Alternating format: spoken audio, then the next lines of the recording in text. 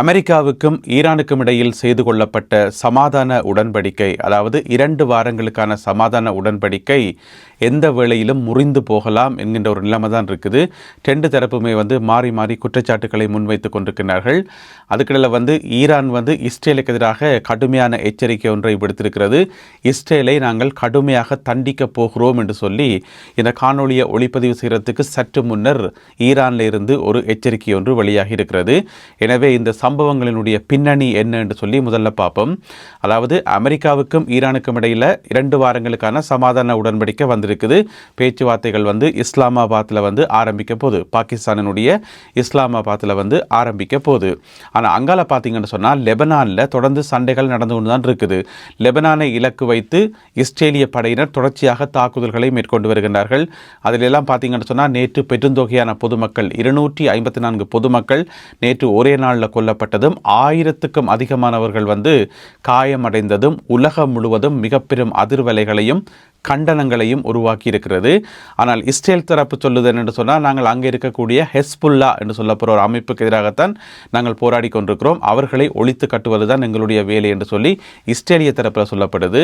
ஆனால் இந்த யுத்தத்தில் அப்பாவி பொதுமக்கள் கொல்லப்படுறதை யாருமே ஏற்றுக்கொள்ளல. எனவே எங்களுக்கு என்ன விளங்குதுன்னு சொன்னால், ஒரு பக்கம் போர் நிறுத்தம், அது ஈரானில், அங்கே லெபனானில் தாக்குதல்கள் தொடர்ந்து நடந்து கொண்டு தான் இருக்குது, இனியும் தொடர்ந்து நடக்கும் என்று சொல்லி சொல்லப்படுது. அப்போ ஈரான் என்ன சொல்லுது என்று சொன்னால், அந்த போர் நிறுத்தத்தின்படி லெபனானை தாக்கக்கூடாது, லெபனானில் நடத்துகிற தாக்குதல்களும் உடனடியாக நிறுத்தப்படணும், அப்படி நிறுத்தினா மட்டும்தான் இந்த சமாதானம் நீடிக்கும் என்று சொல்லி நேற்று ஈரான் எச்சரிக்கையை விடுத்திருந்து உடனடியாக அந்த பொதுமக்கள் கொல்லப்பட்டதை கண்டிக்கும் விதமாக ஹோர்முஸ் நீரிணை இழுத்து மூடப்பட்டது. இது சம்பந்தமாக அமெரிக்காவினுடைய வெள்ளை மாளிகை உடனடியாக ஒரு மறுப்பு அறிக்கை ஒன்றை வெளியிட்டிருந்தார்கள். இந்த போர் நிறுத்த ஒப்பந்தம் இருக்குதானே, 10 விஷயங்களை அடக்கிய போர் நிறுத்த ஒப்பந்தம், இதில் லெபனான் உள்ளடக்கப்படவில்லை. போர் நிறுத்தம் அமெரிக்காவுக்கும் ஈரானுக்கும் நடுவில் தானே தவிர இதில் லெபனான் உள்ளடக்கப்படவில்லை. எனவே லெபனானில் தொடர்ந்து சண்டை நடக்கும் என்று சொல்லி வெள்ளை மாளிகை ஒரு மறுப்பறிக்கை ஒன்றை வெளியிட்டிருந்தார்கள். அதுக்கு பிறகு அமெரிக்காவினுடைய துணை ஜனாதிபதி JD Vance அவரும் சில முக்கியமான கருத்துக்களை சொல்லியிருக்கார். ஏன்னு சொன்னால், இந்த பேச்சுவார்த்தை குழுவுக்கு அவர் தான் தலைமை தாங்கிறார். அதை பற்றி நாங்கள் பிறகு பார்ப்போம். எனவே அவர் சில முக்கியமான கருத்துக்களை சொல்லத்தானே வேணும். அவர் என்ன சொல்லியிருக்காருன்னு சொன்னால், அவரும் அதைத்தான் சொல்லியிருக்கார். இந்த பேச்சுவார்த்தையில் லெபனானுக்கும் இதுக்கும் எந்த விதமான சம்பந்தமும் இல்லை, லெபனான் உள்ளடக்கப்படையில் ஈரானிய தலைவர்கள் கவனமாக அதை வாசித்து பார்க்கணும். அதாவது இந்த போர் நிறுத்தத்தில் சொல்லப்பட்டுக்கிற 10 விஷயங்களையும் கவனமாக வாசித்து பார்க்கணும். அவர்களுக்கு சில விட ஆங்கிலம் சரியா விளங்கலையான்னு சொல்லி தான் சந்தேகப்படுவதாக JD Vance சொல்லியிருக்கார். அப்படி எப்படி சொல்ல முடியும்? என்ன ஒரு 10 விஷயத்தை 10 பாயிண்ட்ஸை வாசித்து விளங்குற அளவுக்கு அங்கே யாருமே இல்லையா? எனவே அந்த கருத்தை ஏற்றுக்கொள்ள முடியாதுன்னு சொல்லி ஈரானிய தரப்பில் சொல்லப்பட்டுகிறது. அதாவது அந்த 10 உடன்படிக்கையில் என்ன சொல்லப்பட்டிருக்குன்னு சொன்னால், அந்த 10 பாயிண்ட்ஸில் என்ன சொல்லப்பட்டிருக்குன்னு சொன்னால், ஈரானினுடைய சக குழுக்கள் இருக்குதானே, ஆயுத குழுக்கள், அவர்கள் மேலே தாக்குதல் நடத்தக்கூடாதுன்னு சொல்லி, எனவே அந்த குழுக்களில் ஒன்று தான் ஹெஸ்புல்லான்னு சொல்லப்படுற அமைப்பு. அந்த அமைப்பு லெபனானில் செயல்பட்டு வர அமைப்பு. எனவே அப்படி பார்க்கக்குள்ள தாக்குதல் நடத்தக்கூடாதுன்றதான். எனவே JD Vanceக்கு இப்படியான ஒரு 11 கொடுக்கப்பட்டிருக்கிறது. எங்களுக்கு ஆங்கிலம் நல்லா விளங்கும், ஆனால் இந்த ஒரு விஷயம் அதில் குறிப்பிடப்பட்டிருக்குன்னு சொல்லி இப்படியாக நேற்று பின்னேரம் பார்த்தீங்கன்னு சொன்னால் 2 தரப்புமே மாறி மாறி கருத்து மோதல்களில் ஈடுபட்டிருந்தது.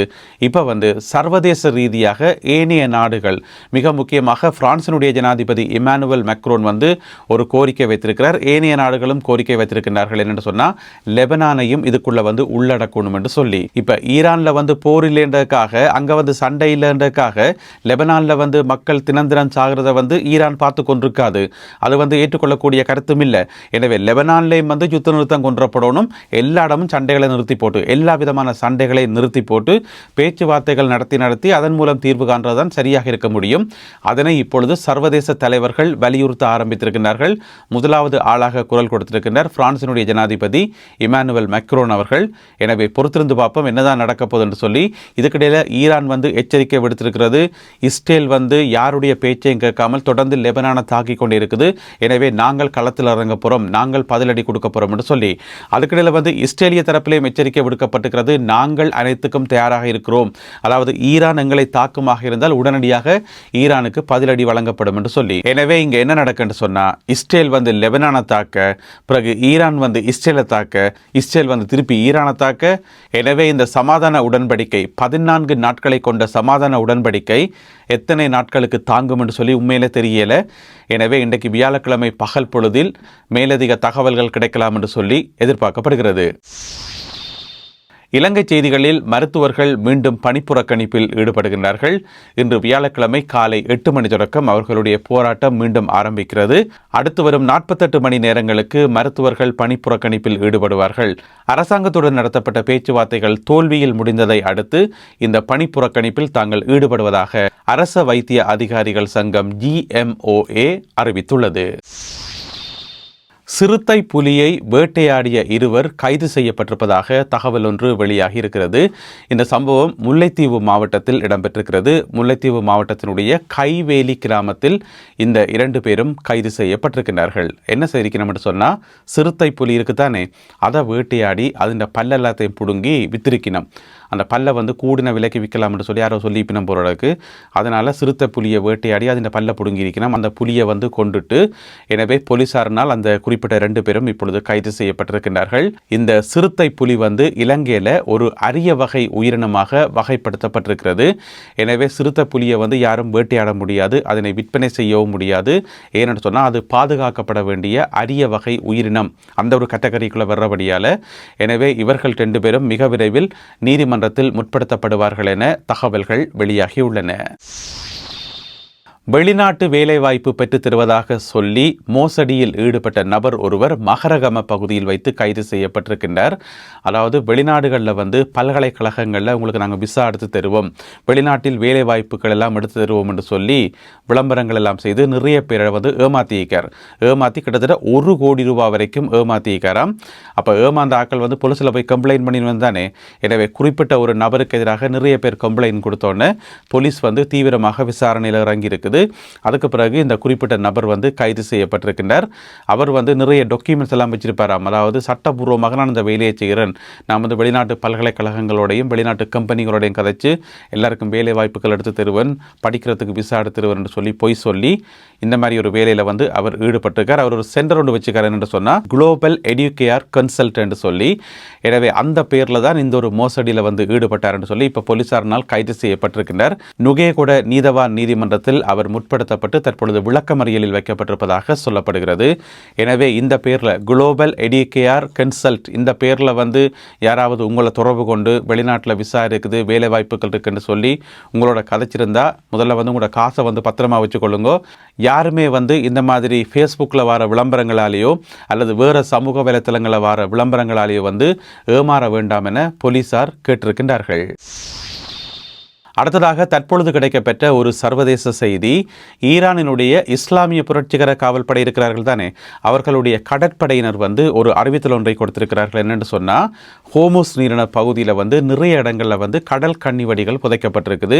எனவே கப்பல்கள் வந்து தயவு செய்து வேறு ரூட்டால் போகிறோம், களவா போப்புறம், தெரியாத்தனமாக போப்புறம் என்று சொல்லி போய் கன்னிவடிகளில் வந்து மாட்டிக்கொள்ள வேண்டாம்.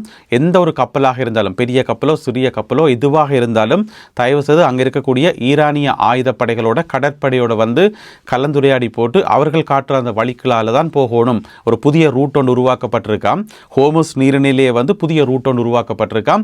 அதால தான் போகணும், தேவையில்லாமல் கடற்கன்னி வழிகளில் மாட்டிக்கொள்ள வேண்டாம் என்று சொல்லியும் இஸ்லாமிய புரட்சிகர காவல்படையினுடைய கடற்படையினர் அறிவித்திருக்கிறார்கள். இதற்கு முழுக்க தாங்கள் உதவுவதற்கு தயாராக இருப்பதாக அவர்கள் சொல்லியிருக்கிறார்கள். அதாவது ஹோமுஸ் நீரினை வந்து பொதுவாக மூடப்பட்டிருக்குது, இருந்தாலும் 1-2 கப்பல்களுக்கும் அனுமதி வழங்கப்படுது தானே. அந்த கப்பல்கள் கூட நீங்கள் அங்கே போயிட்டு அவர்களோட கதைச்சு அவர்கள் சொல்கிற அந்த ரூட்டாலான் போகணும் என்று சொல்லி இப்பொழுது அறிவிக்கப்பட்டிருக்கிறது. எனவே இதற்காக ஒரு வழிகாட்டும் வரைபடம் ஒன்று வெளியிடப்பட்டிருப்பதாக தகவல்கள் வெளியாகி இருக்கின்றன. அந்த வரைபடத்தின் படிதான் இனி கப்பல்கள் பயணம் செய்ய முடியும் என்று சொல்லி இது தற்பொழுது கிடைக்கப்பெற்ற சர்வதேச செய்தியாகும். நல்லது அன்பான உறவுகளை, இத்துடன் இன்றைய செய்திகளும் தகவல்களும் நிறைவு பெறுகின்றன. இந்த காணொலியில் பகிர்ந்து கொள்ளப்பட்ட செய்திகள் தொடர்பான உங்களுடைய கருத்துக்களை மறக்காமல் கீழே எழுதுங்கள். மீண்டும் சந்திப்போம். நன்றி, வணக்கம்.